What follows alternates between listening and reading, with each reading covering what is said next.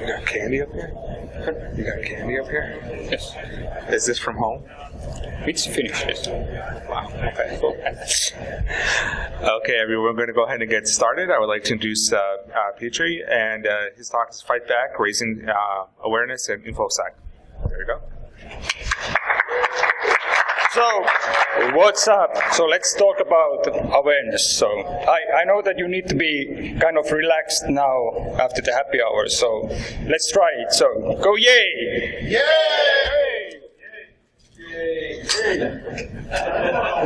Go boo! Boo! Oh, I like that. So let's keep the interaction on going. So I will ask some questions in between, and let's continue from there. A few words about myself. So I'm far away from Helsinki. That's in Northern Europe. I work in a company. Ooh, that doesn't look good. But anyway, I work in a company called Tieto, which in English is translated as knowledge. And in Finland we have a saying that knowledge increases pain, and the pain is now the infosec in awareness. Then why I chose the topic as Fight Back. So Fight Back is all about a skier dude called Pekka Hyysala, who got injured really bad when he was doing a skiing film. So he lost kind of everything. He couldn't speak, move, do anything. But he had two options. He had a possibility to give up or fight back, and he chose to fight back. And now he's walking, talking, and planning to run a marathon in the near future. So, and if Pekka can fight back, so there is no reason why you cannot do that. And now Pekka's mission is to increase the awareness that in the sports, to protecting yourself, and mine is to increase the awareness in InfoSec. So why do we need awareness? What is causing the pain? So we are under constant research by the color team, anonymous boys and girls out there. And their evolution has changed. What used to be a single person is now a group, or a single machine or a bot. And then what used to be fun is now gaining a profit. So if they don't get the bug bounties or the big bounties, what they're saying now, so they will sell your data to the highest bidder. And their number one attitude is to solve problems, the problems which are causing us the pain. Then when we are building something, so what should be in the blank here? What are people? Humans, correct. So humans are the weakest person in the link. So why is that? So when they start to developing something, so they put in some code and they then deploy stuff to the internet. But what is missing from here, from this picture? QA. What else? Testing. Oh, you are clever. Testing, like this guy who is testing with his awesome banana. So, and the other thing is that there is just open source or commercial products. And you just hit next, and it's in the internet deployed. And why are we doing that? Because your boss says that you need to be fast, customer says you need to be fast, or you just want to be agile, trendy, or whatever. But do you really know what the thing does? Or does it collect the personal data? It would be also really interesting to know that when you are deploying with your fancy agile process, that have you thought about these kind of infosec areas like business case, vulnerabilities, logs, admin rights, configs, data privacy, risk management, business continuity, or incident management? I would say no, because when I mention about these areas to people, they are a really big question mark on their face that, what the hell is this guy talking about? Why are you asking this? This has never been requested before. And I think that has happened in the 90s, or 2015. Now, why do we need to have the infosec areas in place? So let's look at the short video, which gives us a bit more context to the area.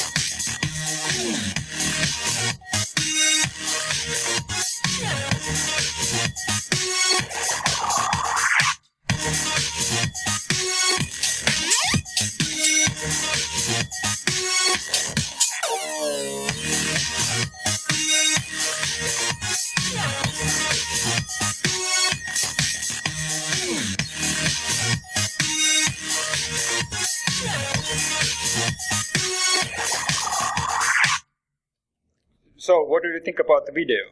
Woo. Only woo?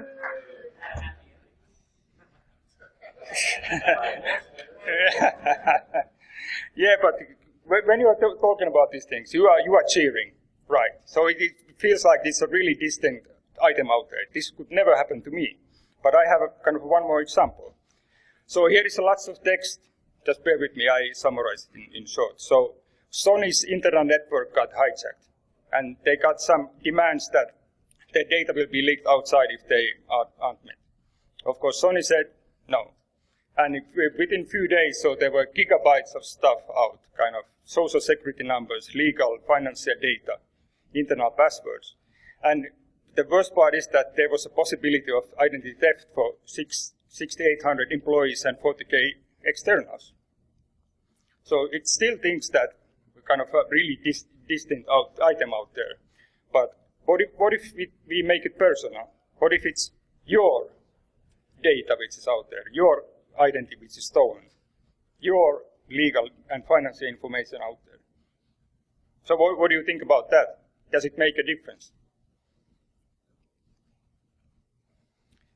So whenever you are having this app or tool or service, and if you are responsible and your name is on there, so make sure that you cover your behind and you know what you are responsible of, and this won't happen to you. So this is my motivation, my goal, how to make things. So whoever you are, whatever you do, in or outside IT, I want to make you look awesome at infosec. So how do you make someone awesome? So you need to be present, available. Be positive always. If things are really bad, don't yell, don't make a scene. Just help them to fix the things. If you are going to be kind of the typical infosec guy who's sitting in the ivory tower out there, so they will replace you with someone else. And when you are talking about these things, for example, to the non-security guys, so they will get the message. There comes the kind of the home run, the game changer, and then there is the perfect moment where you have sunk in your message. And what has happened? You have already raised the awareness to the next level. Then now, how are we going to make you look awesome? So how we fight back against the researchers? So what I'm doing is that we have done kind of an assessment with an awareness twist. So it means that when we go through the questions in the assessment, which we look a bit later, so we learn from that. And then you need to demand evidence. What is the simplest form of evidence there is that you are providing that you are doing something? Candy. Hooray! Documentation. So then you just mark that. Is it yes or no? Is it acceptable or not? Then just ask, when you are answering, be honest. So if you don't do what you have documented, that you do something differently, then it will backfire for you later on. And then just fix the gaps that there are. All the no and partial answers, change them to yes. Now, let's see what the assessment means. So here are the earlier mentioned areas with the X number of questions, and the pass-through score comes from OK and plus not applicable. Now, what is wrong with this picture? What? Fails. Correct.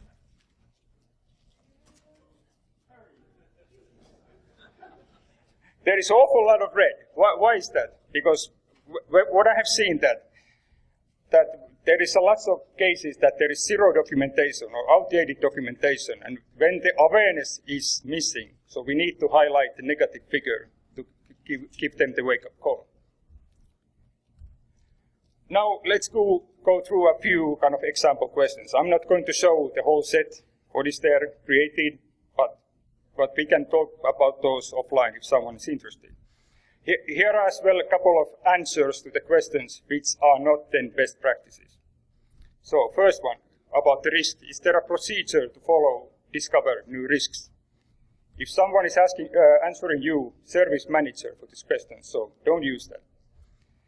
So has the target a documented log plan? One clever answer was that we don't enable logs. Is there a patching schedule which is agreed? And the answer was that we patch on request. I asked that, what does it mean when someone is asking? Then I asked that when somebody has asked you, so it was last year. And then are there kind of regular sources of information existing? And the answer was that we collect user data, but we don't inform users about that. Then what to expect as a result through the assessment when all the questions has been answered and the gaps has been fixed. So here are once again the areas to go through. Let's start from the data privacy part. Any idea what is this thing? Hooray! Correct. So, for example, this is mandatory in the PCI area. When you have the data flow in place, so you will know what data you are protecting. That you can identify the data types, the owner location, and the owner needs to classify and protect the data accordingly. Then you also know the source of the information. Why is it processed for, and is the end user informed that is collected? Then is it transferred somewhere? Who has access to the data? And how are you handling the extracts? For example, here that can someone just go into the reporting UI and put select star and get everything out from there. And then you also see that how the data is managed through the life cycle. So what is the retention time and how the data is deleted and data is corrected. Then let's look at the business case. With the data flow, you will have a justified business case. And you also know why, how, where, and by whom the whole thing is developed and maintained. And with the data flow, you also know who is the owner of the whole thing. Let's check out the risks.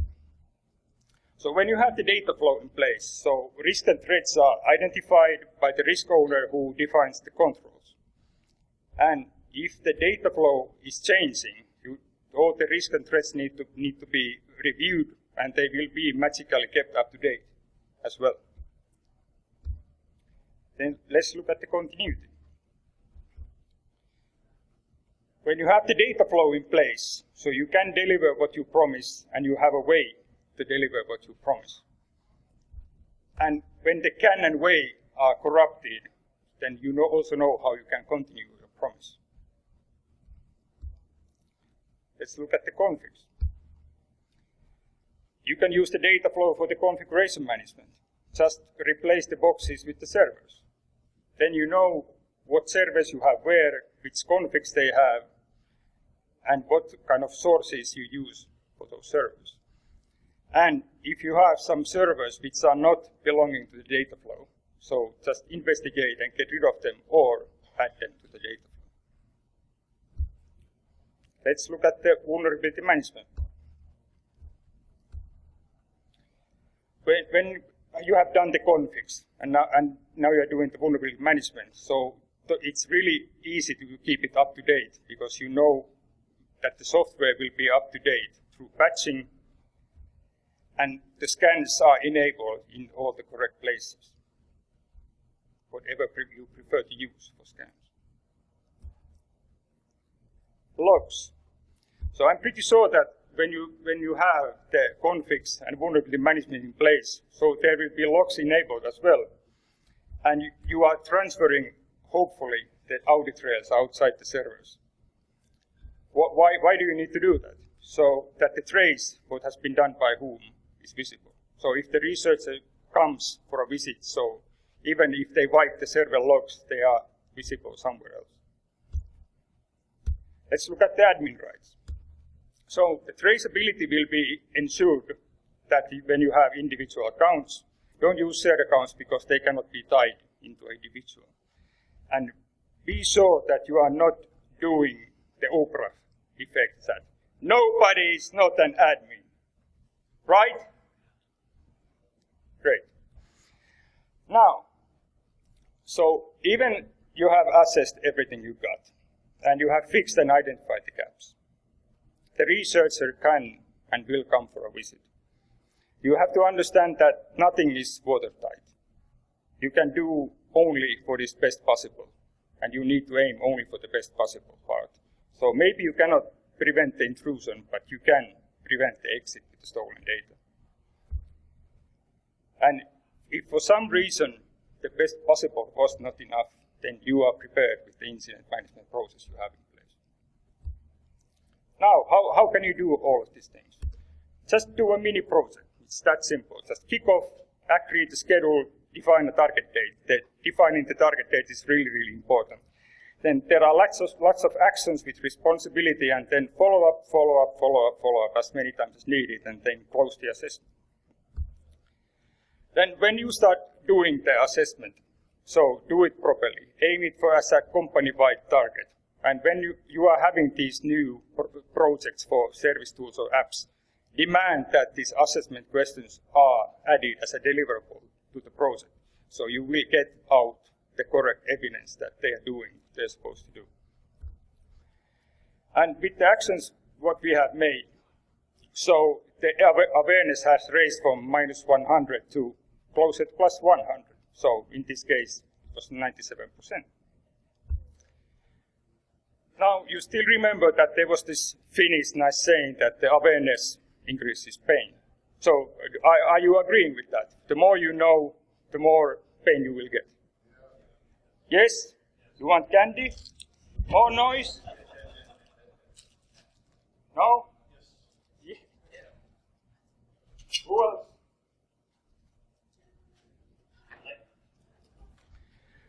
Sorry. So let's now take a step back and see how we got to the 90 plus on the awareness. So this was the starting point. So pain caused by the hackers who want to solve problems created by humans lacking awareness at infosec. Then we made the presentation kind of personal. What if it's your data that leaks? So do you want to be the next person explaining in the internet and on the news that why it happened to you? But then we turned it around and saw how we make you look awesome at infosec. Then why are you awesome? Because the pain of the presentation, the awareness has changed to knowledge. And once again, if the skier dude Pekka can fight back, so there is no reason why you cannot do that. And now, as we had the mindset that security knowledge decreases pain, so we can adopt the kind of the researcher things, what we saw earlier, the evolution, motivation, and attitude. So our evolution is that we are eager to learn. The motivation is you can come for a visit, but the attitude is that I am awesome at infosec.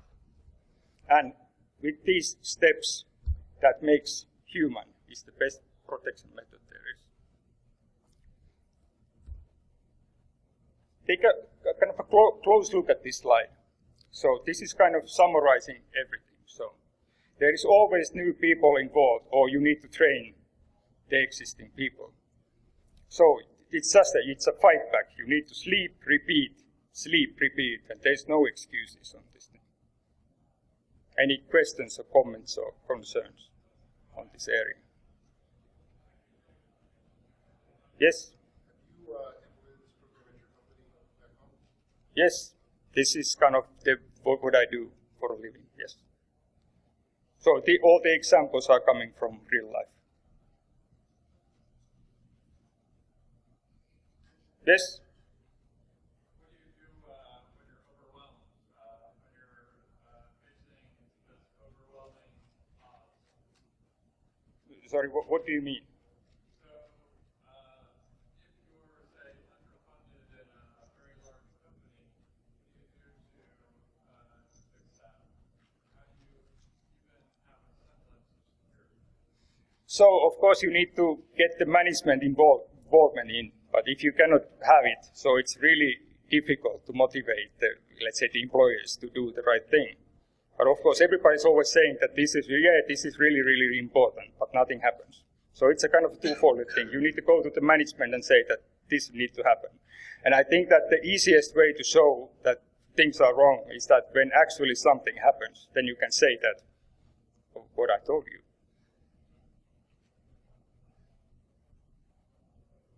Okay, more? Or is this self-evident to everybody? So it's good. Okay, but while we are in Vegas, so we need to have some fun as well, right?